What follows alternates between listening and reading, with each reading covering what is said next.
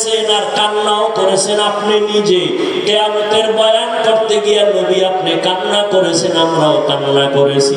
কিয়ামত নাকি এমন ভয়ঙ্কর, জমিনটা সমতল, সব নারী আর পুরুষগুলো উলঙ্গ দাঁড়ায় যাবে, সব উলঙ্গ দাঁড়াবে হাসরের ময়দানে।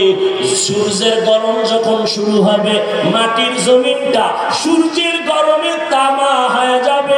অন্যদিকে জাহান্নামের আওয়াজ, আবার আল্লাহ নিজে রাগান্বিত আওয়াজ দিয়া বলবেন, লিমানিল মুলকুল ইয়াউম লিল্লাহিল ওয়াহিদিল কাহ্হার। আল্লাহ তাআলার রাগান্বিত আওয়াজে হাসরের ময়দানটা থরথর করে কেঁপে উঠবে। ওই সময় নবীরা পর্যন্ত কান্না করবেন, উম্মতেরা পাগলের মতো দৌড়াইবে। আমার নবী বলে, আমিও তো কান্না বরদাস্ত করতে পারি না। আম্মা জান আয়েশা বলেন, ও নবী, আমার রুমে বৈশা কেন কান্না করেন? নবী বলেন, আয়েশা, কিয়ামতের ময়দানের কথা মনে পড়েছে, আমার উম্মতের কি উপায় হবে? মুসা নবী কাঁদবেন, আল্লাহ আমার উপায় কি? ঈসা নবী কান্না করবেন, আল্লাহ আমার উপায় কি? অথচ নবীদের কোনো গুনাহ নাই। কেমন ভয়ঙ্কর অবস্থা হলে নবীরা পর্যন্ত কান্না করবেন। ঈসা নবী কাঁদবেন, আল্লাহ আমার উপায় কি হবে?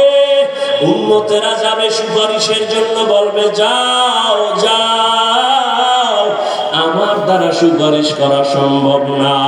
নবী বলেন, আয়েশা, এইভাবে সব নবীদের থেকে উম্মতেরা বিমুখ হইয়া সর্বশেষ তালাশ করবে রহমতের নবী কই। আমাকে তালাশ করা শুরু করবে উম্মতেরা। ঈসা নবী বলবে, যাও মুহাম্মদের কাছে যাও।